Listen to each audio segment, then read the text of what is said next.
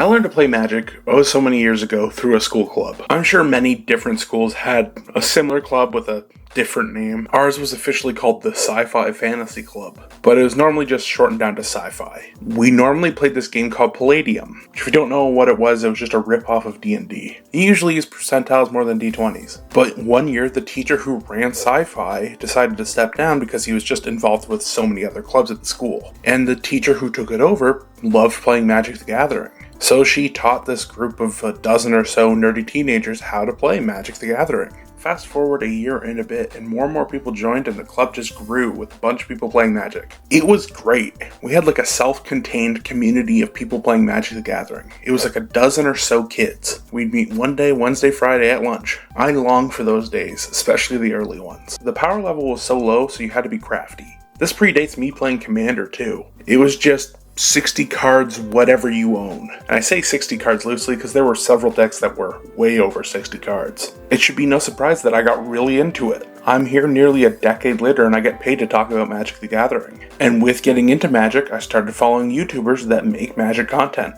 I came across a gameplay video from Star City Games. I'll be honest, I don't watch their videos that much anymore, but one of their videos introduced me to a very new concept. I think we were a week or so out from Khans of Tarkir entering Standard, and with it would have come the rotation of the Return to Ravnica block. So the people had little slips of paper over basic lands, and it'd give a quick rundown of what the card did just so you knew. I thought this was a great idea. Me and my buddies, we were all broke teens. We loved to play this expensive hobby. Even if we did have money, we'd have to convince some parent to drive us a half hour to the closest LGS, which might not be awful, but for high school students with no car, if you wanted a new deck, it was an endeavor. So we started to proxy up cards. It started out small. You normally didn't see more than a couple cards proxied here and there. And you usually only proxied cards under the idea that you wanted to eventually buy it, but you want to make sure the card was good first. But there was also this unwritten moral code that we all followed, where you wouldn't just use your proxies to flatten out the person in front of you. This went on for a while and spread out subtly through most of the people in the club. And then one day, we're partway through lunch, all of us have paired off and we're playing against a random person, and then some shouting started. One of the newer members to the club that had some experience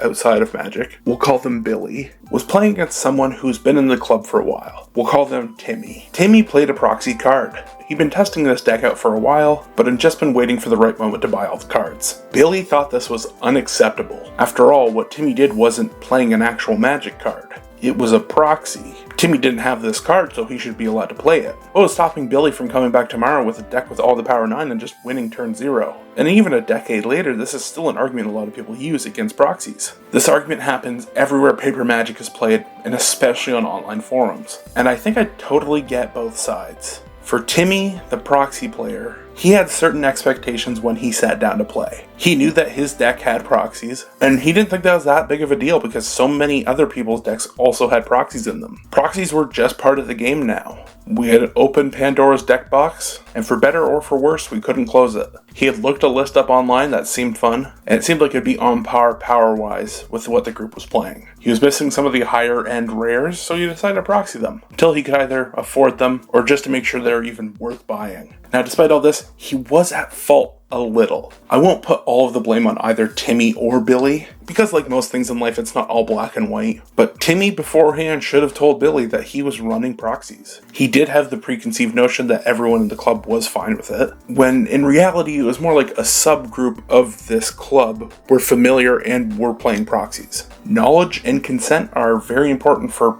pretty much everything in life. Playing Magic the Gathering and romance are very similar. Continuous, enthusiastic consent. But with this all, I think a big connection people will make is that proxies made a situation bad, rather than what it should be in reality, which is not being aware that proxies were used made Billy feel like he was in an unfair situation. Let's look at things from Billy's side. He sat down, and whether he explicitly thought it or not, he had certain expectations for what was going to happen in this game. He shuffled his 60-ish card deck to play against Timmy's 60-ish card deck, but he didn't know proxies were in the other deck. And from what I can tell from knowing this person outside of this incident, I'm led to believe he didn't know proxies existed before this. He was playing a normal game of Magic the Gathering until one odd-looking card came down. And upon further inspection, it was a basic land disguised as something else. He was upset, and for a first-time experience with proxies, that's fair. Especially since the imagination could go wild. One of the first things that came out of his mouth mouth was along the lines of like, what's stopping me from coming back tomorrow with a bunch of Black Lotuses? This is an argument that gets used a lot against proxies. Well, if I can proxy whatever I want, then why can't I just play the best possible deck ever? And while I think this argument is valid for an initial thought,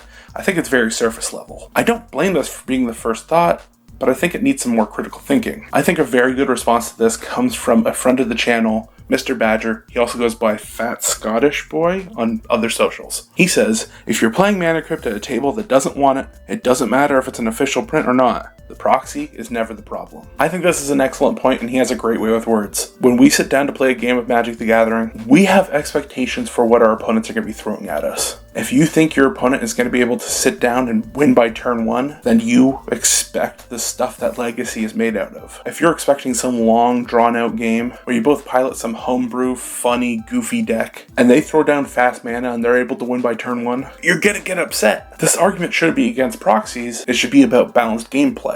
Another argument a lot of people use is that they've spent so much money on their decks, so it isn't fair that someone else can just show up with scraps of paper. Magic has many criticisms about it, and one of the most consistent ones, that's the biggest one, is it tends to be a pay-to-win game. I think that argument has a few flaws, but that's for another video. One of the biggest things that keeps people out of older formats and Magic altogether is the price tag that comes with it. There aren't too many hobbies where just dipping your toes into them will cost you $50, and then if you want to get serious, it's going to cost you hundreds upon hundreds. Hell, the only reason I even have a sizable collection right now is because I had a lot of disposable income as a teenager and I was just frivolous. When you sit down for certain games of Magic the Gathering, like a Legacy or a Modern, especially in a more competitive or tournament environment, you're doing it to win. But Commander is a casual format. Players shouldn't be punished because they don't have the capital to shell out to afford game pieces. I think this also tackles another anti-proxy argument, which is, I'm fine if you proxy cards as long as you own them. If you're in this stance, I consider you kind of in this weird gray area, but I still consider you anti-proxy. It's understandable. The person has made some investment in the card, so they have it in several decks. You don't want to have to punish them, or yourself for that matter, for them to have to go find that card in whatever deck it is,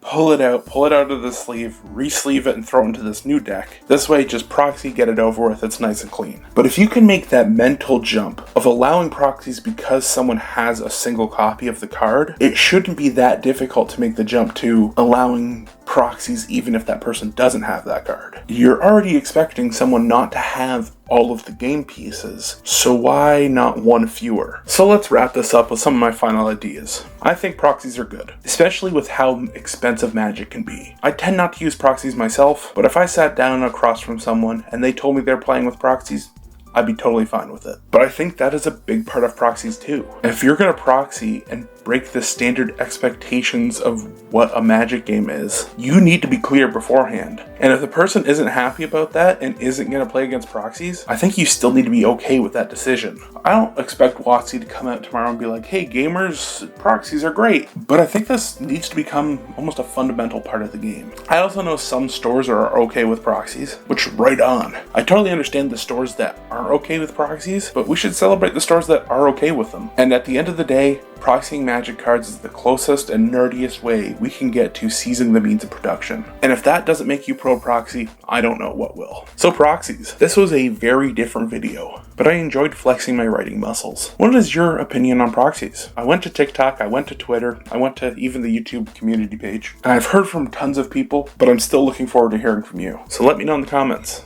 Thanks for watching. Don't forget to bolt your birds.